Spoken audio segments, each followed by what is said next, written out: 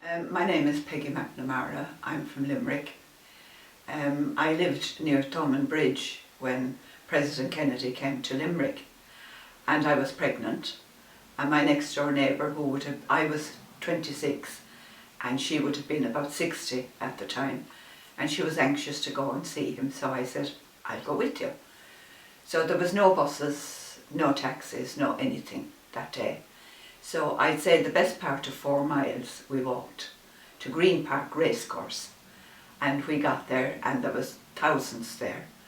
So we were very lucky. We worked our way up to where he was standing on a platform, and we were looking up at him, and to the day I die I will never forget him. He was so beautiful, and he had the grandest teeth that I ever saw in my life.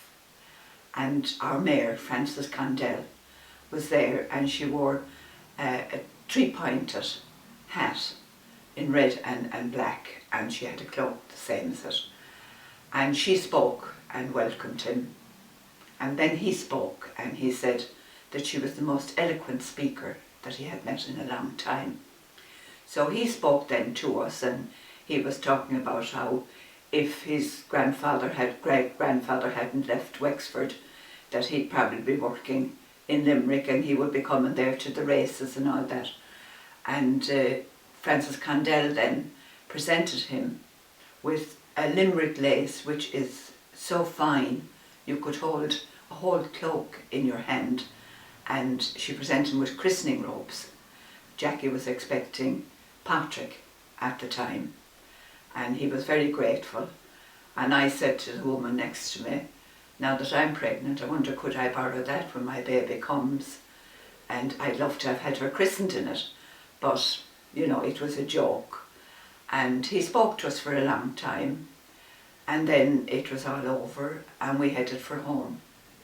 For Limerick City it was marvellous because people came from all around. He couldn't go to everybody, and the people came from Clare to Brary, Cork, you name it, they came, and all the different accents were very prominent at the time.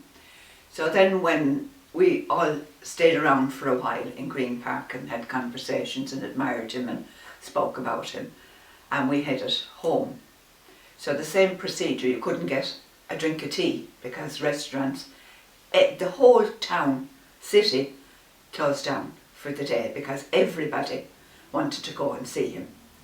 And we walked back the 4 miles again, and that was Saturday, and on Monday I got very sick and I had to go to the maternity hospital where they discovered I had a very serious heart complaint. So they kept me in for 3 weeks, and everyone that came in I asked them, what's the town like after John F. Kennedy? And there was jubilation, sheer jubilation, and posters of him every place, and Jackie as well. And I came out of hospital after 3 weeks, and then I had to go in again, and then I came out the 17th of November. And on the 22nd we decided we'd go and buy the pram, because I wanted to take the baby out, and I had no pram, needless to say, couldn't buy it before the baby was born, it was unlucky. So we went into town on a Friday, bought the pram. Rain was torrential, so I got the bus home, and when I got home my cousin came in and she said, what about President Kennedy? And because they had a television, very few televisions at the time, and she said, well, he's been shot.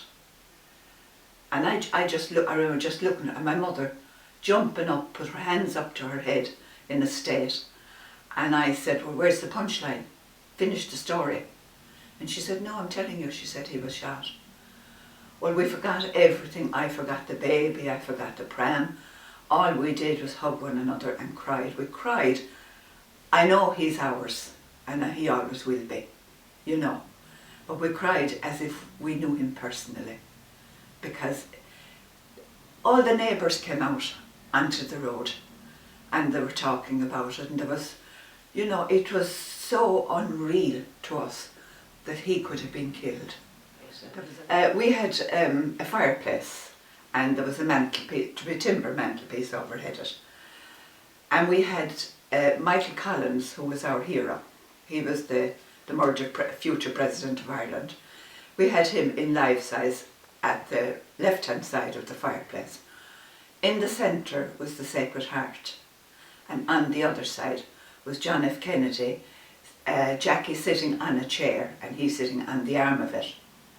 And I suppose nearly every house in Ireland had one of those. But when my mother heard that he had been murdered, she automatically moved the Sacred Heart and moved John F. Kennedy into the centrepiece. You know, I mean, that was kind of tradition, that you'd have the Sacred Heart in the middle. But he meant more to my mother than any Sacred Heart.